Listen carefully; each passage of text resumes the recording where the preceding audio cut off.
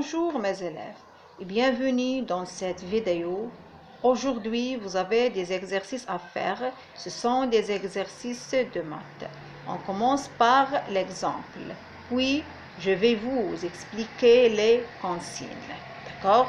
Alors, on peut inscrire dans le tableau le nombre d'objets ci-dessus rangés dans l'ordre croissant. Voilà, ici on a les objets verts. Voilà les verts. 1, 2, 3, 4, 5 et 6. Voilà, ici on a 6 verres. Balles.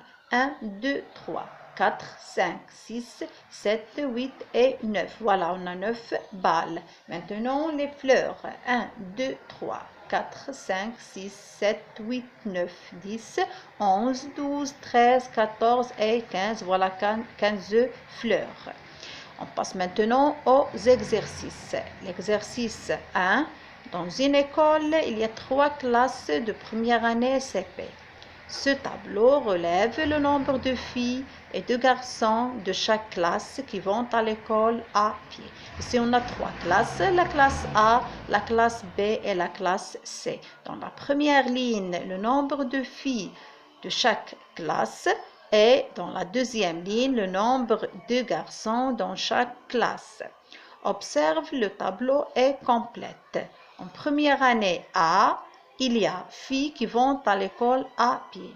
Alors, ça veut dire dans la classe A, ici on a combien de filles, le nombre de filles qui vont à l'école à pied.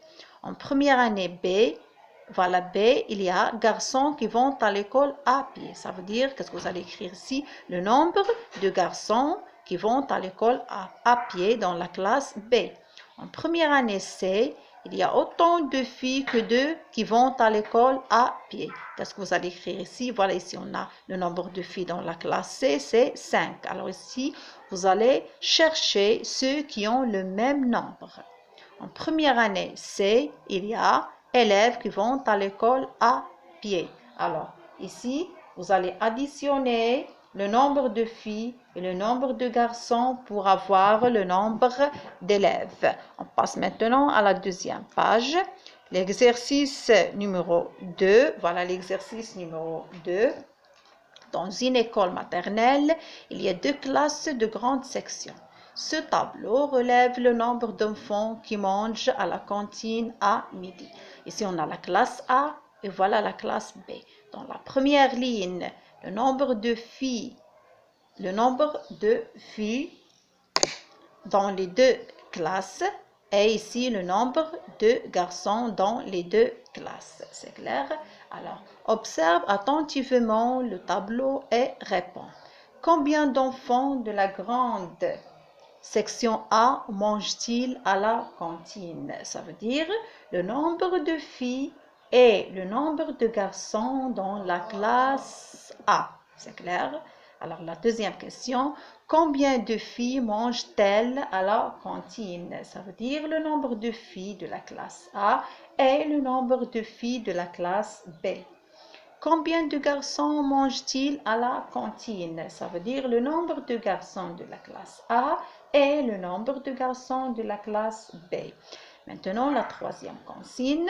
La maîtresse a partagé les élèves de la classe de première année en 4 groupes. Voilà, ici on a groupe A, groupe B, groupe C et groupe D. Alors, c'est la même classe. Mets une croix sur la bonne réponse. Ça veut dire vrai ou faux. Selwa est dans le groupe B. On cherche Selwa. Voilà Selwa. Est-ce que Selwa est dans le groupe B? Alors vrai ou faux? Akram et Ikram sont dans le même groupe. Voilà Akram et voilà Ikram. Est-ce qu'ils sont dans le même groupe? Alors vrai ou faux? Il y a 3 filles dans le groupe C. Alors voilà le groupe C. Est-ce qu'on a 3 filles ici dans le groupe C? Alors vrai ou faux?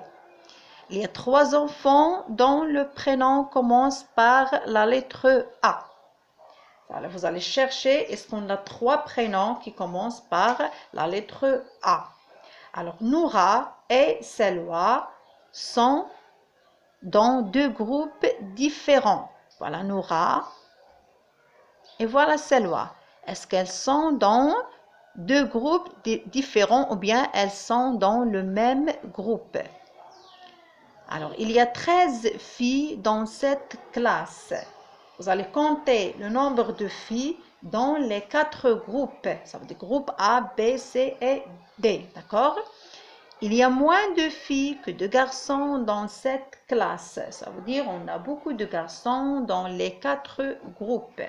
Alors, essayez de bien lire les consignes et les données présentées pour bien faire les exercices. Au revoir et à la prochaine séance.